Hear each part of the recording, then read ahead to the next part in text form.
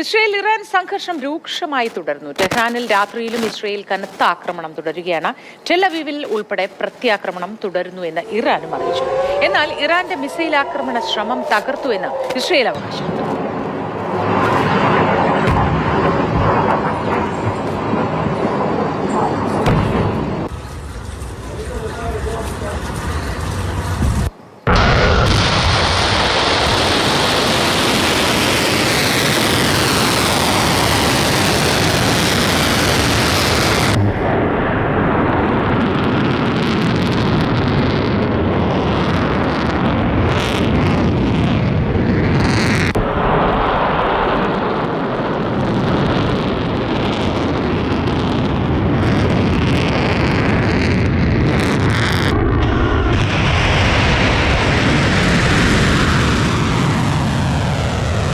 International ഡെസ്കിൽ നിന്നും ജിജിൻ ജയപാൽ ഒപ്പം ചേരുന്ന വിവരങ്ങളുമായി. ജിജിൻ, അതിശക്തമായ പോരാട്ടം ഇരുഭാഗത്തു നിന്നും ഉണ്ടാവുകയാണ്. ഇറാൻ തിരിച്ചടിച്ചു, ഇനി ഒരല്പം ഒതുങ്ങുകയാണ് എന്ന അർത്ഥത്തിൽ നമുക്ക് ചുറ്റുപാട് നിന്നും മനസ്സിലാക്കാൻ കഴിയുന്നു. ഇസ്രയേൽ വീണ്ടും ഒരു വലിയ ആക്രമണത്തിന് തയ്യാറെടുക്കുന്നു. അങ്ങനെ നിരന്തരം അങ്ങോട്ടും ഇങ്ങോട്ടുമുള്ള സംഘർഷം രൂക്ഷമാകുമ്പോൾ ഡൊണാൾഡ് ട്രംപും ചില നിലപാടുകളിൽ ഉറച്ചു നിൽക്കുകയാണ്. ഇതിന്റെ പിന്നിലെ രാഷ്ട്രീയം, ലോക രാജ്യങ്ങൾ ഇതിൽ എങ്ങനെ ഇടപെടുന്നു എന്നതൊക്കെ നമ്മളെല്ലാം ഉറ്റുനോക്കുകയല്ലേ.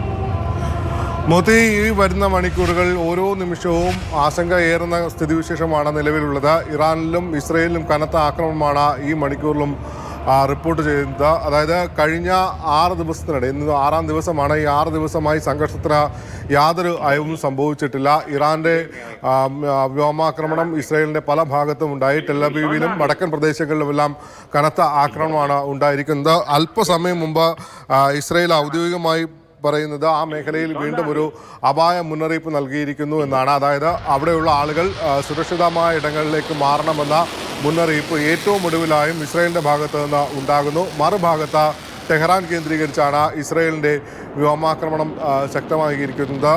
അത്തരത്തിൽ ഇരു രാജ്യങ്ങളും ഒരു വിട്ടുവീഴ്ചയ്ക്കും ഈ നിമിഷം വരെയും തയ്യാറായിട്ടില്ല.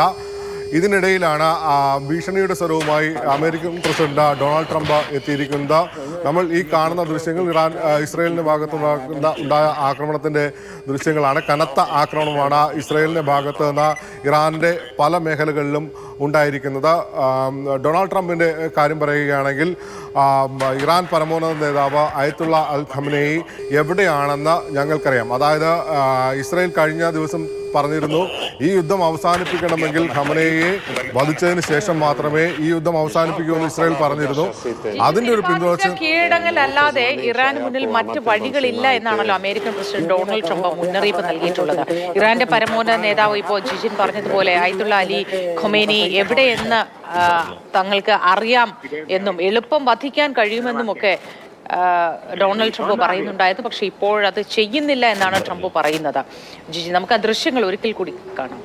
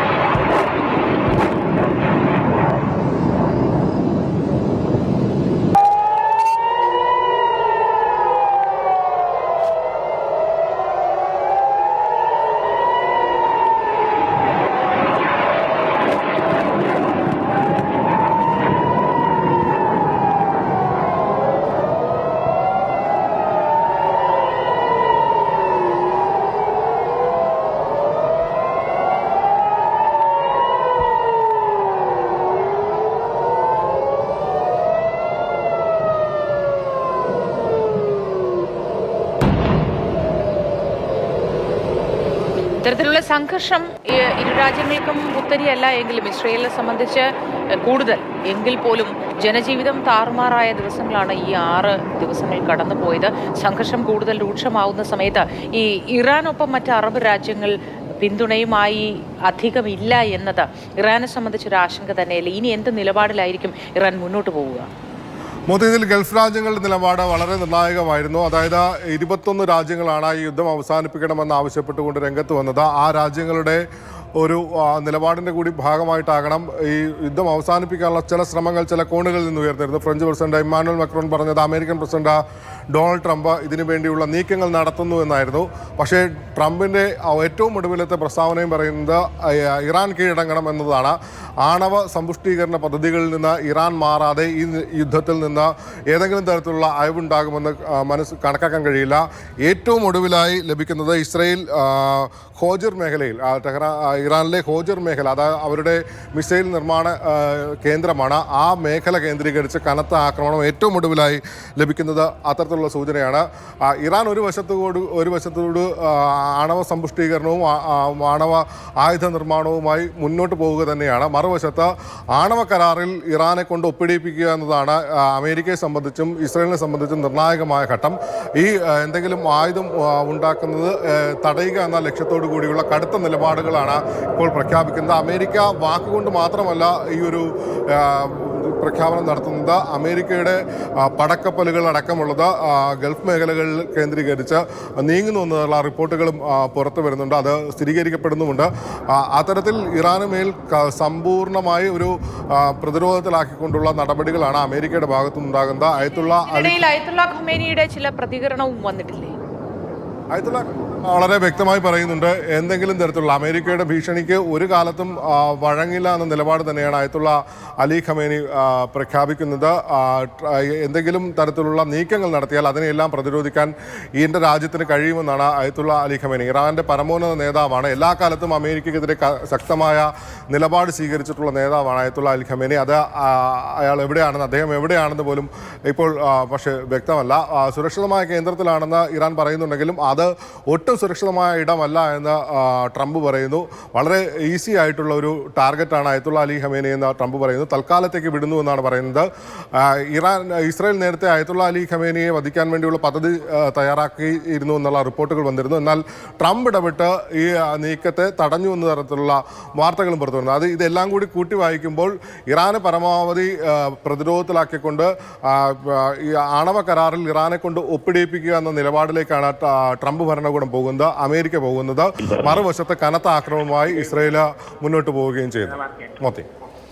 തീർച്ചയായും കനത്ത ആക്രമണവുമായി ഇസ്രയേൽ മുന്നോട്ട് പോകുന്നു. നമുക്കറിയാം, ഇസ്രയേൽ ഒറ്റയ്ക്ക് ഉള്ള ഒരു ആക്രമണമല്ല, അതിന് പിന്നിൽ ശക്തമായ പിന്തുണയുമായി അമേരിക്ക ഉണ്ട് എന്നറിയാം.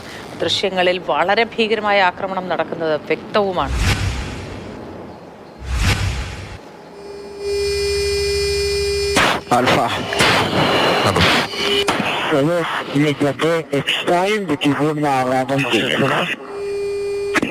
אוקיי, 7 מצטרף אליך רחוק. אוקיי.